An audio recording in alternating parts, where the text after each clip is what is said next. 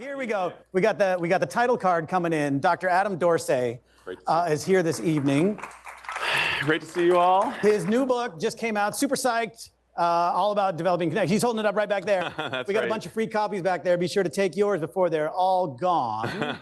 But thank you so much for being here tonight. Dude, I really appreciate it. And they're signed, no less. I mean, my gosh, it says Adam, so. Yeah, but I signed them, so they're not as worth as much. Right? So it was weird citing Adam that many times. But anyway, so Dr. Adam, I want to start off kind of simply. Sure. For right now, can you give us your rose, thorn, and bud? Oh, fantastic. So one of the rituals that we have at dinner is to talk about our rose, bud, and thorn. A rose is something that was good that happened today. Bud is something that I learned today. And what's really great about that, especially if there are children in the house, they can see that even though mommy and daddy both have higher education, we're still learning. And the thorn is something that hurt today. So one of the things that it actually helps is children to develop their emotional quotient, their emotional intelligence. And it can be done with anybody. One of the things that I want to hear a groan if you agree with this. All right, you hear that too. Usually you hear it, give me an amen. I want to hear a groan how many of you love small talk? Groan, come on. Oh, you like it, okay. So it's basically, if you've ever been to a dog park, it's basically what dogs do when they're at the park, getting to know each other. Small talk has its place, but the rose, bud, and thorn is a small talk antidote. It ensures that you will have more meaningful conversations if you're talking about something that was good today, something that I learned today, and something that hurt today. So that's what that is. And you didn't answer the question. What is your rose? So my rose, first of all, was seeing Javier Bardem. Oh, no, it's not Javier Bardem. It was actually Paul Walborski, who looks a lot like Javier Bardem. Oh, he's going to dine in on that for a long time. One of them was actually getting to drive to the city with my wife. I'm not saying that for brownie points. I really love being with her. We don't often get time together that is just completely without any, just whatever. We just got to have time together. My bud today was that, let's see, what did I learn? I find it absolutely fascinating to hear how MEA keeps showing up. And I learned that Chip Connolly and his genius, and I'm really, really amazed by this man, who was actually on my podcast, and I love him, just has really, really reinvigorated our sense of aging. And my thorn was hearing, that company it was a thorn turned into actually, believe it or not, a rose, learning that Paul was rejected because he wasn't 35, and instead he had to do this. So, but I am not a fan of ageism, and I think that many of us have thorns that relate to that, but we can turn those thorns, I think, into something else. Okay, so your book, the awesomely titled Super Psyched, which is also your podcast, is all about connection and connecting with ourselves, with others, the world, and to a higher power, spirituality, right? I did my homework. But what I want you to do is give us a definition of connection and what are the benefits of it? So I actually had a team of fellow mental health practitioners join me in creating a definition of connection because we hear about connection all the time. Read any book, hear any interview. All people seem to want in this world is a thing, this nebulous thing, this undefined thing called connection. There is about a page worth of definition, a working definition in the book you will be receiving tonight. And it's a fairly good one, I will say. And yet it's still a working definition. But it's what brings us alive. It's what makes us alive while we're living. That dash between our birth date and our death date, we want to be vital during that time. And connection is at the heart of all of that. If I try to enjoy opera to the degree that my father can, I actually consider the opera house a very expensive place to sleep. My father, on the other hand, would find touching dogs and cats all day really, really like a waste of time. I need to touch my dog and cat every day, multiple times. I love my dogs and cats. But each of us has a unique connection formula, and one of the things that we talk about, and perhaps that, spoiler alert, that may be a question that you're going to be asking later, but each of us has a different way all of us have different ways of connecting. There may be some overlap, there may be some confluence between us, but each of us has a different connection formula, perhaps even a different connection DNA. So what is it, how do you know when you are connected to something, and what does that evoke in you? Aliveness. Okay. And is it like, are you in what kind of state are you in? Because I can feel like, oh, I don't know, I'm connected to my phone, right? But that's not great, right? As opposed to feeling deeply connected to something. Is there like a physiological response? Is there something people should look for to know that they are truly connected to something? Yes. If you feel an organic aliveness that you do not have to fake. I'm sure we have all faked excitement over something that we really weren't excited about. Oh, how wonderful. My ex has a partner who's better looking than I am. That's wonderful. Good for them. That's fake. Come on. Can I at least get a little bit of an amen if you have faked excitement for something? Come on. Damn. Thank you, says the Jewish guy. Okay, leading church. But if you are organically into it, like the first time you did a thing and you knew it was your thing, you knew it was your thing. Nobody had to tell you it was your thing. I am a convert. I hated cats until I met a great cat. And I didn't have to fake liking cats. I met a wonderful giant Maine Coon who kissed me in the nose, pushed my head back, and you'll read about him in this book, if you read the book, and I'd be honored if you did. And I didn't have to fake it. And I know everybody in the room understands that idea. It's an aliveness. Thing two, when you drive away from a thing, do you feel invigorated? Even if you used energy, you might have used a ton of energy. It may have taken energy away from you, but do you drive away feeling taller? Do you drive away feeling like, yeah, that was a good use of my time? Sometimes when you meet with a friend, and that friend is not listening to you, is not at all interested in you, and you drive away, and you think to yourself, wow, everything that they said was back to self, back to self. I did not get any airtime. There was a lot of download on my part. I downloaded their information, but there was no opportunity for me to upload to them. And you drive away and you feel smaller. Or do you drive away feeling taller? Tonight, when you get into your modes of transportation, if you feel a sense of like, yeah, that was a good use of my Wednesday night. Nobody please give me a micro mental status exam, because one of the things we try to look for is orientation for time and place. Anyhow, we're in New York right now. Anyway. All right, so let's start with connecting with ourselves, right? And one thing that you write in the book that I think is really key is the idea of the imaginary audience. Yes. And how that can hinder your connection to yourself. Can you explain what the imaginary audience is and why it's so detrimental? The imaginary audience is a feature that is prominent during our adolescence. Sadly, artifacts of it continue throughout adulthood. It's that moment of self-consciousness where you are doing a thing and you feel like an idiot for doing that thing. When you sing a song, you think to yourself, oh my gosh, I shouldn't have tried for that note. Or when you're doing a dance and you think, oh my gosh, you know what? I look kind of stupid. That is the imaginary audience. And it inhibits us. There are so many features, I shouldn't call them features, there's so many bugs in our brain, our 35,000-year-old brains. They're actually 35,000 to 100,000-year-old. And they served us at one time, but in our current state, they actually more likely inhibit us from doing the great things. Paul could have just as easily said, I'm going to fold my cards and move to Barbados with my wife. Instead, he overrode the sense of rejection he got when he was told to find a 35-year-old. He said, no, I'm not doing that. I'm going to hit Control-Alt-Delete. I'm going to override my perception of rejection. By the way, rejection hurts as much as physical pain, at least as we register it in our brains. If you look at brain imaging, you will see that the same pain centers are alive, come to life when we experience rejection as we do when we experience physical pain. So it would have been very easy for Paul to just say, you know what, screw you guys, I'm going home, and I'm not going to do anything. I'm calling it a day. It's imperative that we ask ourselves, is this really the best use of our dash between our birth date and our death date? Is this how I want to live? Is this what I want to leave behind?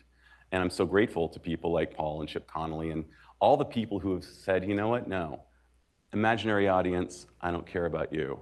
I'm going to do something daring. And one of the things that I'm so grateful to Brené Brown for having figured out is that a precursor to courage is vulnerability.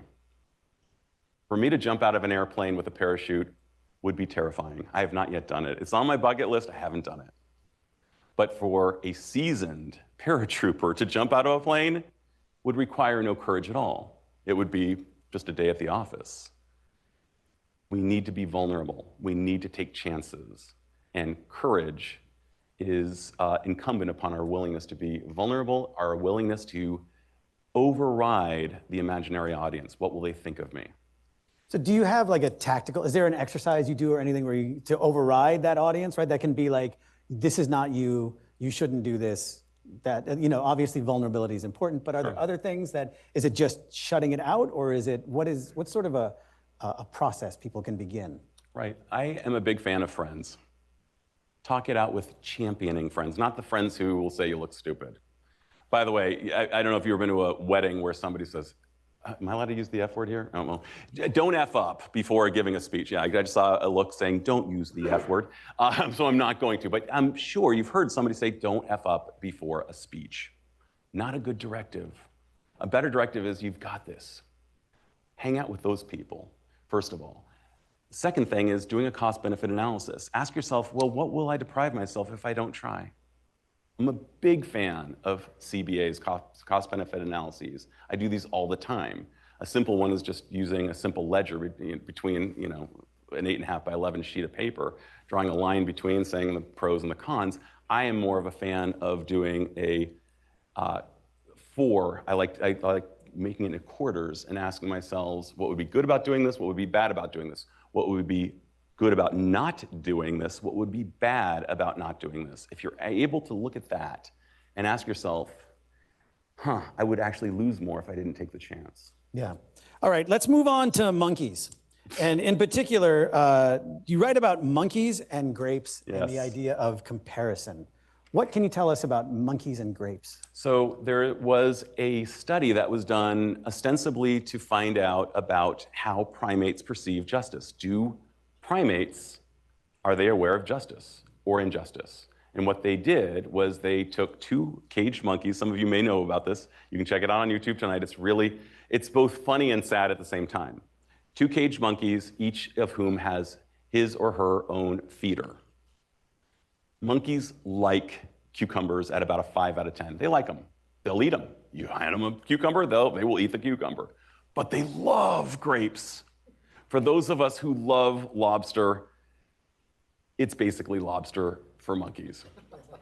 Both the monkeys are getting cucumbers. They're both being fed by their feeders. It's fantastic. We have an equal society. Suddenly, one of the monkeys is getting grapes while the other is still getting the cucumbers. Immediately, the cucumber-fed monkey is recognizing that there is an injustice, there is something unequal going on. Throws the cucumber at the feeder, screams. And what do we learn from this? Well, we learn that sense of justice versus injustice is really wired into us. The second thing that we can learn from this is social comparison. You were talking about that little blue light that exists in our pockets that calls to us and says, look at our social media. Let's find out, how are we doing relative to other people? I roll in to my driveway with my beautiful Hyundai SUV, which I absolutely adore. It's plug-in hybrid, fantastic. And of course, my next door neighbors on either side have cars that dwarf mine. Mercedes over here, ridiculous Teslas over here. And I love my car, and one of the things that I know for sure is that social comparison could quash my love for this car. But one of the things I also know is that what we appreciate appreciates. And one of the big jokes in my family is virtually every time I'm driving that car, I'll say to somebody in the car, like, sick wheels, aren't these? Pretty great car. And I even upgraded the tires from the OEM to really, really expensive Michelins. And we'll be rolling over a thing, I'll say, amazing tires, aren't these? So at some point, it's almost like Alfred Hitchcock showing up in a movie. At some point, I hope that you all have seen an Alfred Hitchcock movie and know that he will make his debut at some point. At some point, there will be a callback to the tires. So what we appreciate appreciates, and one of the ways that we can hit Control-Alt-Delete on social comparison is by doubling down on what we appreciate. What we appreciate appreciates.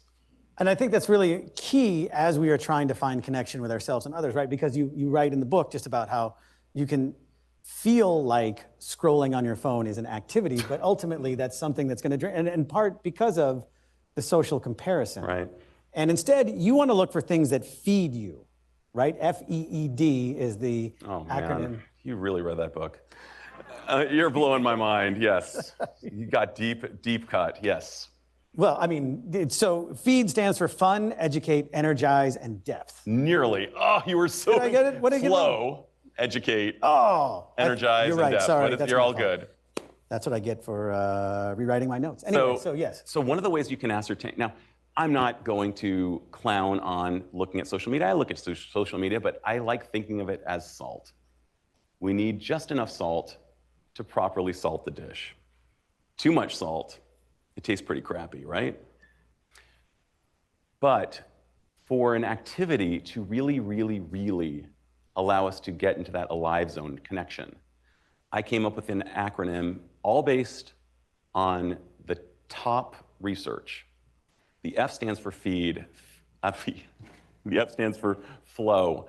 There was a fella who recently died, sadly, Mihaly Csikszentmihalyi, a very difficult name to incorporate into anyone's dissertation because, boy, a lot of letters. But Mihaly Csikszentmihalyi was the first person to really study when we are in the, I see a nod, in the zone. When you're really doing something that you're feeling challenged by, and it's just right in that reach zone of like, yes, this challenges me. That's flow.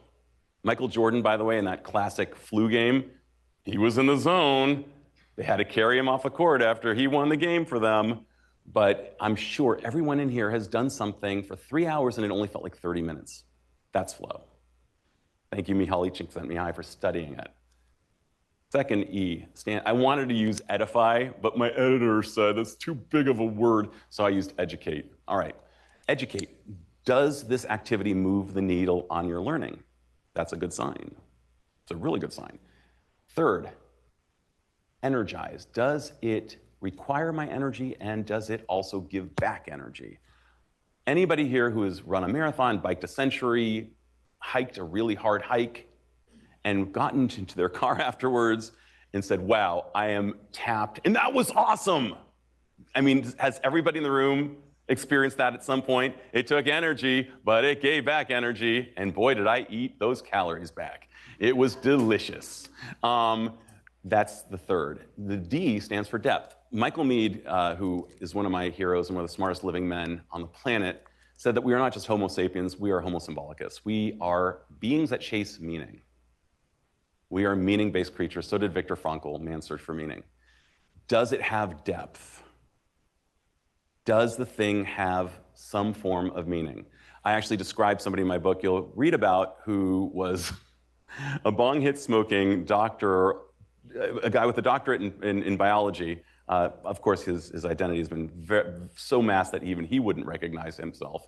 But he'd come home and basically watch Gilligan's Island and smoke a lot of weed and go to sleep. And we needed to do some feed activities. He had no feed activities. And suddenly he realized that gardening would be his feed activity.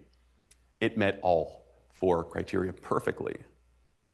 He experienced flow when he did it. It was educational. It energized him, and there was depth to it. And he described himself as having the dad bod of dad bods. Now he says he only has a dad bod. Improvement. Right? From dad bod of dad bods to just dad bod. I think that's pretty. I know I'm a psychologist, not a physiologist, but that's a pretty good improvement. Anyway, feed activities will more likely ensure or stack the cards in the favor of having a meaningful life. More of those we have. All right, so speaking of meaning, one of the things you write about is connecting with work and the importance of purpose in work. Can you talk about how people can find purpose in whatever state of work they're in right now? Yeah, so Ellen talked about the ikigai, and I'm really glad that she did. Before we even continue, I just want to be really clear. We start with connection to self. The reason this book is different from any other book that I've seen on connection so far is because a lot of books contain information on how we connect with our partners or with our children. There's some even that talk about pets and work for that matter. But this one starts with the nucleus of connecting with ourselves and then almost rippling outward in circles, concentric circles, connecting with others. These include friends, our loved ones of any kind, and pets.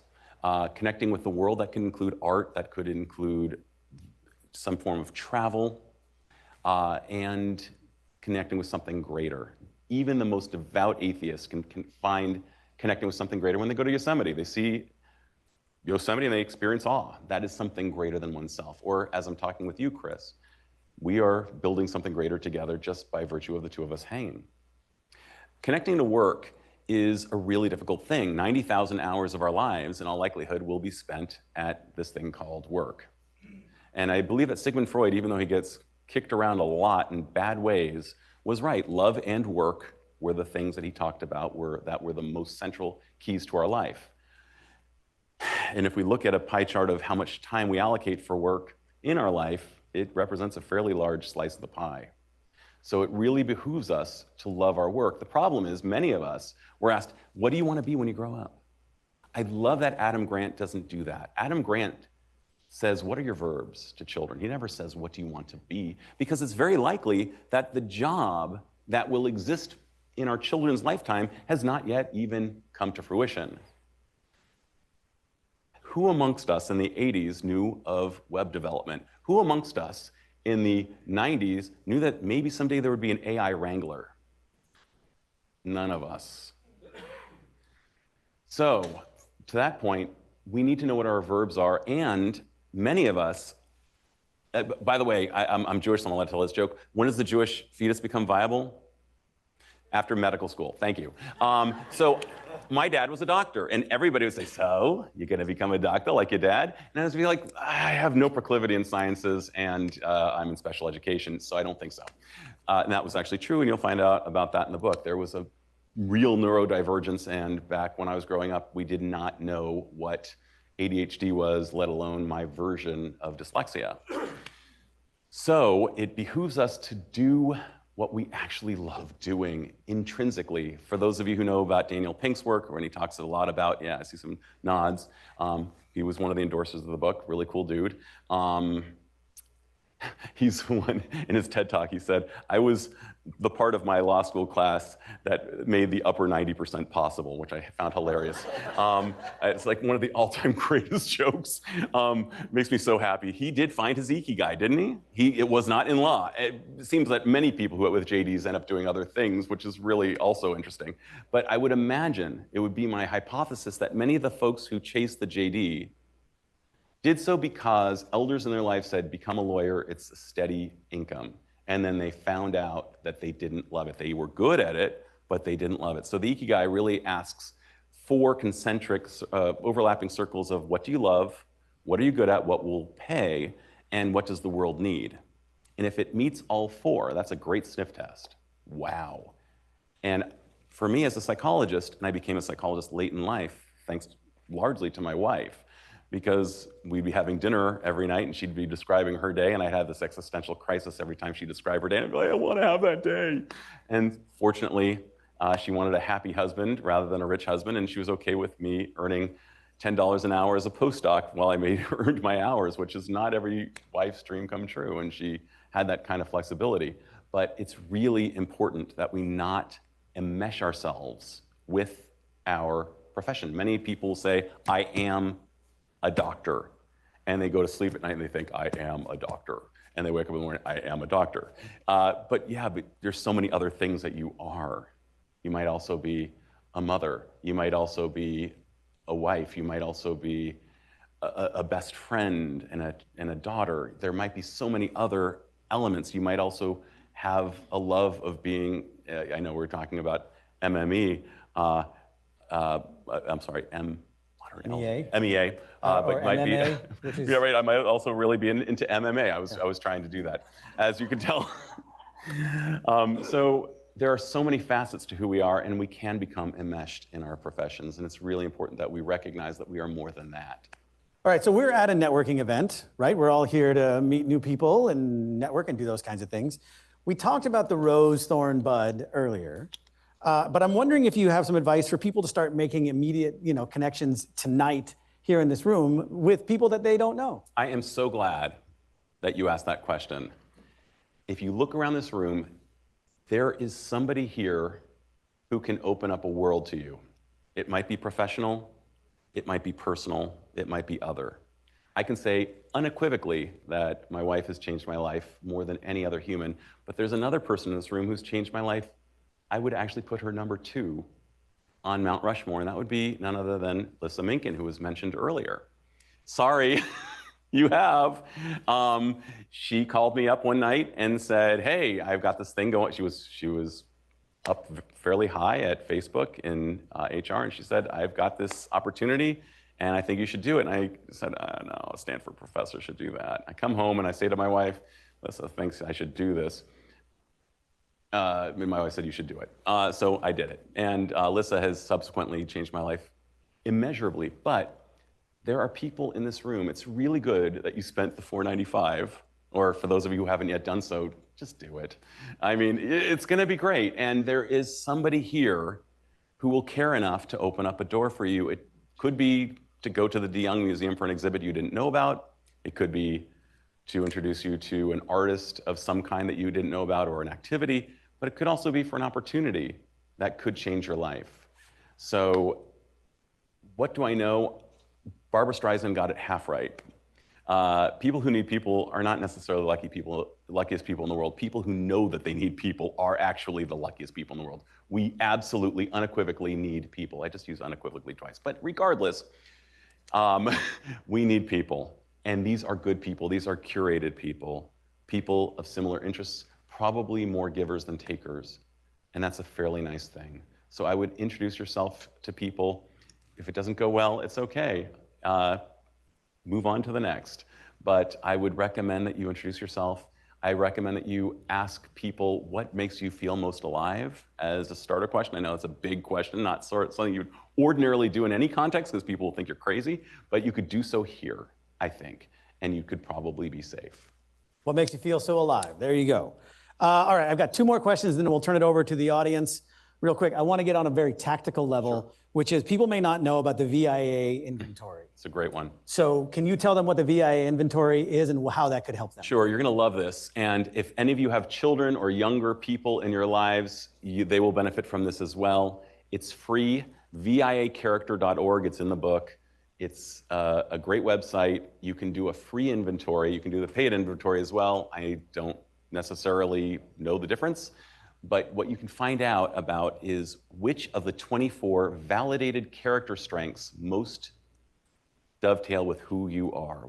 And one of the things that you can do is you can look at the top 5 character strengths. They're also known as values in action, virtues. They're fascinating. They are a pillar of positive psychology. University of Pennsylvania has been really at the helm of this. People like Martin Seligman and Christopher Peterson, who we also lost. Gosh, we've lost a lot of people. But they try to figure out through a multidisciplinary group of social scientists. We're talking about historians, psychologists, sociologists, anthropologists, theologians, came together to find out what has been valued throughout time, regardless of culture or any other variable.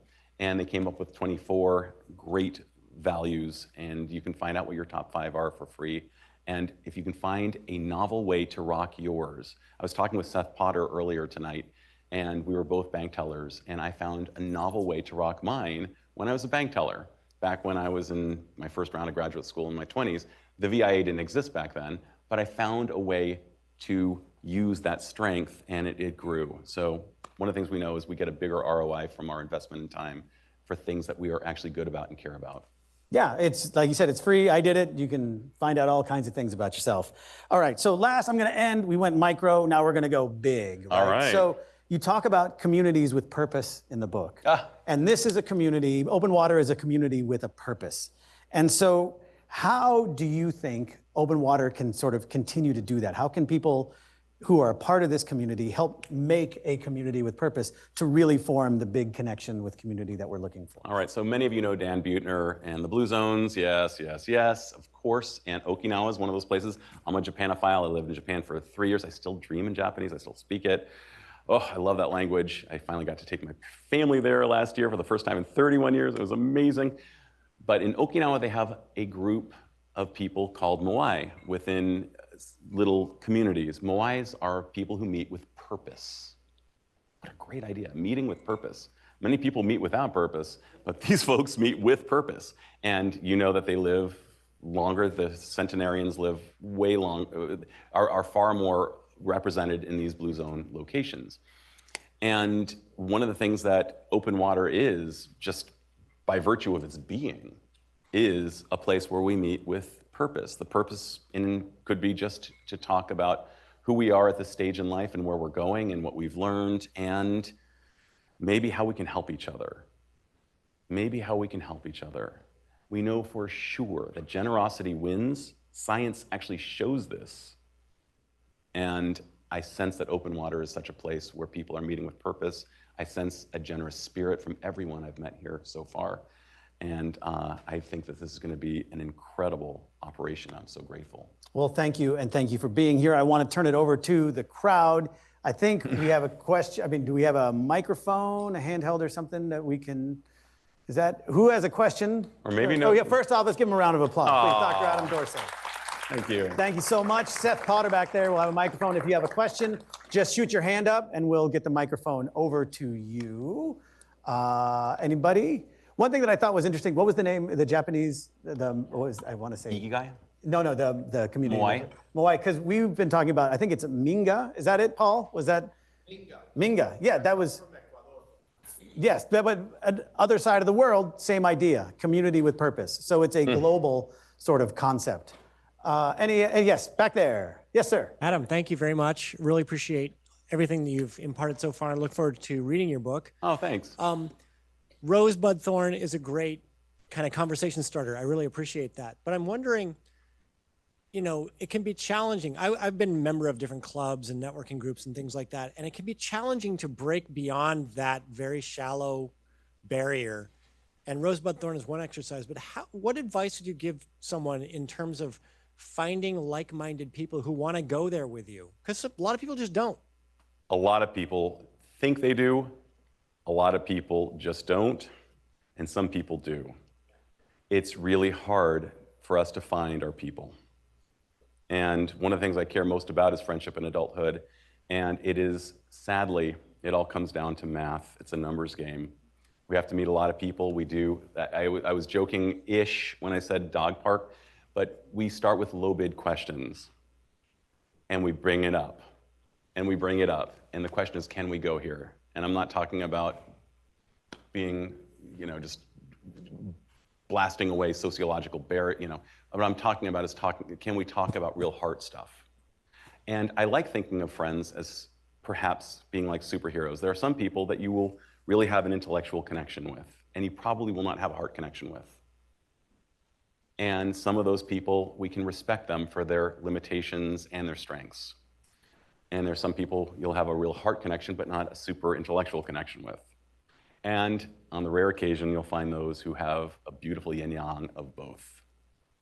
And those, I recommend that you hold on to for dear life. Maintain those relationships. Do not let them slide. Do the Stevie Wonder thing. Call to say I love you. You can even just do a voice text. But you don't need, a lot of us in this room, many of us in this room who've worked in the corporate world believe that if you're going to make a phone call, you'd better have an agenda. And I see smiles. What if you just called to say, I got nothing. Just want to say what's up, love you, you're amazing. And that's one of the things I would do. Maintenance is so big. Oh wow, hi honey. Hi, and some people don't know how, just adding on to what you're saying, some people don't know how to go deeper, and so maybe you could say something about the big top question. The question was to go deeper. Sorry for anybody who couldn't hear on this side of the room. The question is, once you've started, how do you go deeper? By the way, folks, that is my wife. She's very featured in the book. I met her in Hebrew school when I was 8, and and she was the teacher actually. So that's pretty cool. No, she wasn't the teacher. She was also 8, and she thought I was icky. Okay. I love big talk questions. Some of us are uncomfortable engaging in big talk. It doesn't mean that we can't get better at it. There are cards that a guest on my podcast, Kalina Silverman, came up with. She was at Northwestern, and she actually dropped out of Northwestern because she found a bigger calling, and that was to engage in big talk. Her first big talk question, by the way, don't recommend asking this at Walgreens when you're checking out. They will think you're crazy. But what do you want to do before you die? That was the first big talk question she ever asked. And what she found is that asking people that question when the time was right yielded something really big, and it really forged a bond between her and that other individual. Many of us have these existential longings that we are terrified to talk about. But having that invitation, so what do you want to do before you die? Well, that's not the only question. There are 50 questions in a deck. You can buy multiple decks. I have no financial affiliation with her. There are other big talk decks that are similar to hers that you can find on Amazon that have various ratings. Some of them are kind of sucky, but we've tried a bunch of them. The one I've liked the most has been Kalina's. But that is one way that you can perhaps bring out greater connection. If it's easier, you can ask, what did happen? What do you want to accomplish before I die? And then that way, it's a little less pressure on. Yes, right. What is it? Oh, sorry. We had somebody with a microphone over here that we'll get to. Is this on? Yes. My question might be a little more tactical. By the way, I love your podcast. I'm a phenomenal fanatic. I read your book. I just think it's fantastic. Thank you so much for publishing this. I'm looking forward to your next one, by the way. My question is more along the lines of, what if you recognize others in your book that really need to be a part of what your message, and how do we help them help themselves? Try me again on that question. I don't How do we help others help themselves, such as cousins or siblings or others in our lives that we know are struggling with those connections? It doesn't mean to say that we're perfect, but we also recognize shortfalls in others that we really want to reach out and help them be part of what your message is. Love that question. So I'm going to go with an ancient Judaic tradition of answering that question with a joke and then answering the question. But how many psychologists does it take to change a light bulb? Only one, but the light bulb has to want to change. So in this case, that's part of the answer. The other question you could say is, hey, I love you and I'm available to you. I'm going to check in with you periodically. I have a nephew, not by marriage, but a nephew who I love. And he's laconic, he's a dude, he might not necessarily, but he knows I'm going to be checking in with him at least quarterly. And I've let him know, I've given him notice. Hey bro, I'm going to be checking in with you quarterly. And that's one way you can do it, is just saying, hey, I'm here for you, I'm an elder, and I'm free, and I love you, and I'm invested in seeing you live this life to whatever it means to your fullest. That might be one invitation, but I love that question. Thank you for clarifying. Over there. Hi. Hey. Hello. I wanted to pick up on the previous subject you were talking about, which is what would I do before I die and what would I do before you two die? Both are very complex answers. But this is a room full of strangers or people that you've come with, and you want to introduce yourself to strangers. And I don't have the confidence to go up to people and say, what will I do before you die? What would be the top 3 to 5 questions you would ask strangers to get into a conversation which isn't what's your name and what do you do? Sure. So I don't necessarily have 5, but I'm going to give you a few of them. Many people are socially anxious. Many people who I work with in this Bay Area, shocker, are socially anxious. Thank you for the Trekkies in the room who got that one. All right. One of the things that I will do is say to said socially anxious person, ask the person checking you out at Trader Joe's what their favorite items are in the store that I might not yet know about.